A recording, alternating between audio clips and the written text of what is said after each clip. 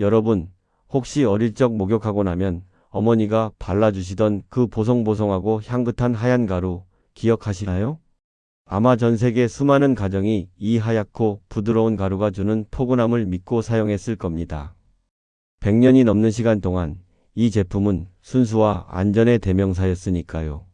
아기의 연약한 피부를 지켜준다는 믿음 하나로 우리는 의심 없이 이 제품을 사용해왔죠. 그런데 만약 우리가 그토록 믿고 썼던 이 하얀 가루가 사실은 수많은 여성들의 목숨을 앗아간 죽음의 가루였다면 믿으시겠습니까? 오늘 글로벌 지식탐구에서 다룰 이야기는 한 글로벌 거대 기업과 수많은 피해자들의 숨막히는 법정 공방, 바로 수백만 파운드짜리 베이비 파우더 소송에 대한 충격적인 진실입니다. 상상도 할 수 없는 규모의 배상금, 회사 내부의 은폐 시도, 그리고 무엇보다 우리가 몰랐던 일상 속 물질의 위험성까지. 이 이야기는 단순한 법적 다툼을 넘어 우리 삶의 가장 민감한 부분에 닿아 있는 충격적인 스캔들입니다. 왜 수많은 여성들이 이 파우더 때문에 난소암에 걸렸다고 주장하는 걸까요? 그리고 그 중심에는 무엇이 숨겨져 있었을까요? 오늘 우리는 그 베일 뒤에 가려진 놀라운 사실들을 파헤쳐 보겠습니다. 이 비극의 시작은 아주 작은 광물, 활석에서 비롯됩니다. 베이비 파우더의 주원료인 활석은 지구상에서 가장 무른 돌 중 하나입니다. 피부의 수분을 흡수하고 마찰을 줄여주는 마법 같은 성분이죠.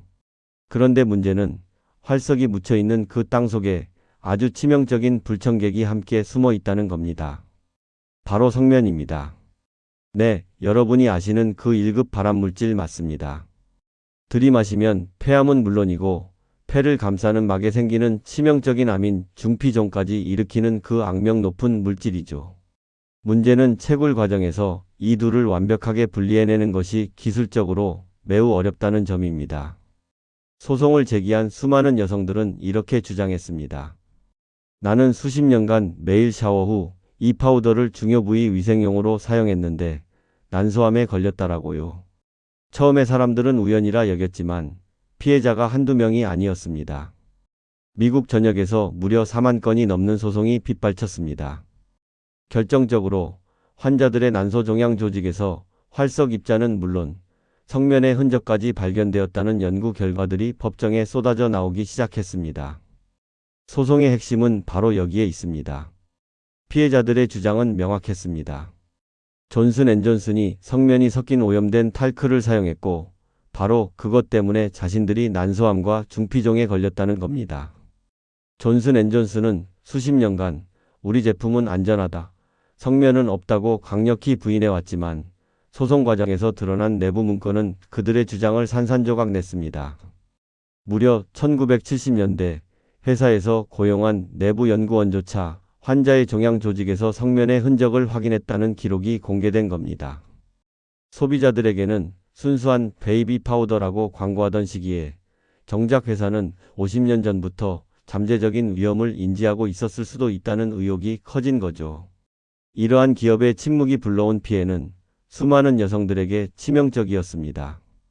왜냐하면 난소암은 침묵의 살인자라고 불릴 정도로 조기 발견이 어렵고 매우 치명적인 암이기 때문입니다.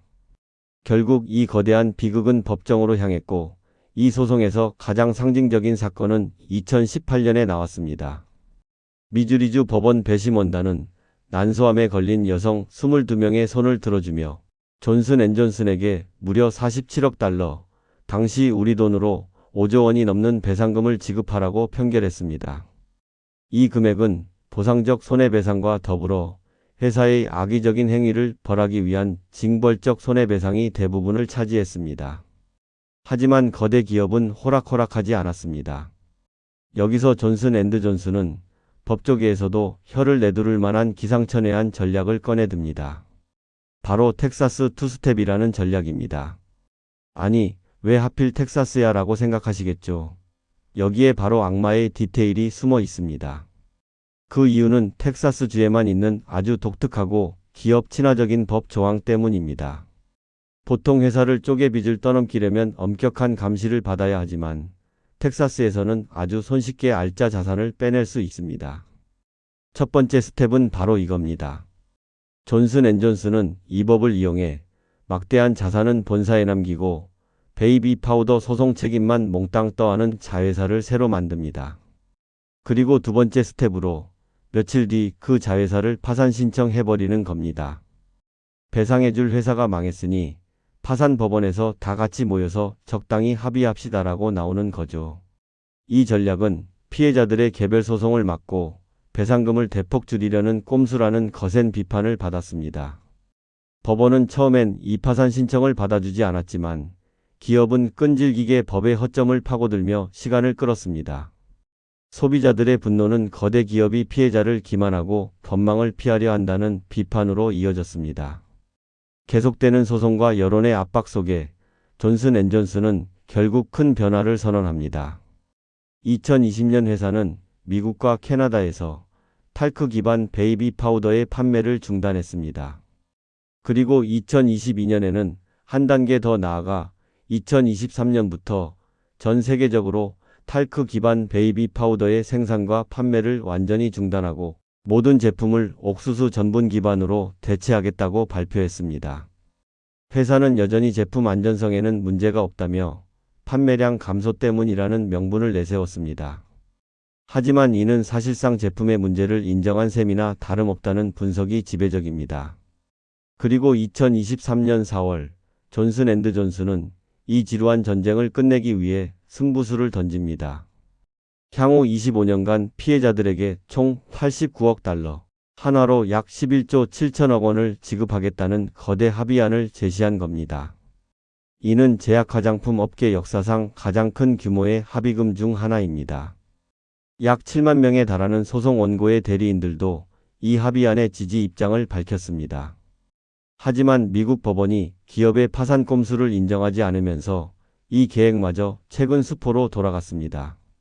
결국 지루한 싸움은 다시 원점이 되었고 최근에는 영국에서도 대규모 집단 소송이 시작되는 등 사태는 미국을 넘어 전 세계로 확산될 조짐을 보이고 있습니다. 물론 언젠가 사건이 종결되어 피해 보상이 이루어지겠지만 돈으로 모든 게 해결될까요? 누군가는 어머니를, 누군가는 아내를, 누군가는 자신의 건강을 잃었습니다. 그런데 여러분, 이 이야기 어딘가 소름 끼치도록 익숙하지 않으신가요? 안전하다던 기업의 거짓말과 죄 없는 소비자의 죽음. 바로 대한민국 가습기 살균제 참사입니다. 이 사건은 베이비 파우더 소송과 소름 끼치도록 닮아 있습니다. 첫째, 아무 생각 없이 믿고 쓰던 일상용품이 가장 치명적인 독이었습니다. 건조한 겨울철, 아이와 산모의 건강을 위해 틀어놓았던 가습기 속 살균제가 오히려 폐를 딱딱하게 굳게 만드는 섬유화를 일으켰습니다. 둘째, 기업의 침묵입니다. 옥시레킷 벤키저를 비롯한 여러 기업들은 PHMG, PGH 같은 독성 물질을 사용하면서도 사람이 들이마셔도 안전한지를 확인하는 가장 기본적인 흡입 독성 실험조차 제대로 하지 않았거나 유해 가능성을 알고도 묵인했다는 의혹을 받았습니다. 심지어 서울대 등 대학 연구팀에 돈을 주고 유리한 보고서를 쓰게 하려던 정황까지 포착되었죠. 셋째, 피해의 규모입니다.